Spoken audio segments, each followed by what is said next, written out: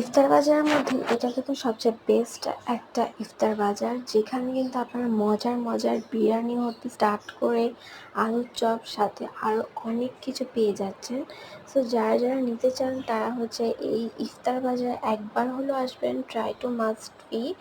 আর এই হালিমটা দেখেন এত বেশি গ্রেভি আর এত বেশি টেস্টি। আলহামদুলিল্লাহ, যে একবার নেবে সে কিন্তু বারবার আসবে এই রেস্টুরেন্টে। আর রেস্টুরেন্টের লোকেশনটা আপনারা গেস করেন কোথায় হতে পারে।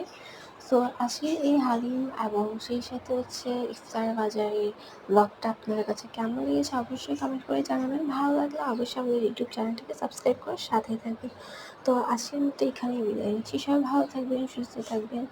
আল্লাহ হাফিজ। আর আজকের এই রেস্টুরেন্টটা হচ্ছে ক্ষীরওয়ালার ইফতার বাজার। আবার বলছি, ক্ষীরওয়ালা ইফতার বাজার।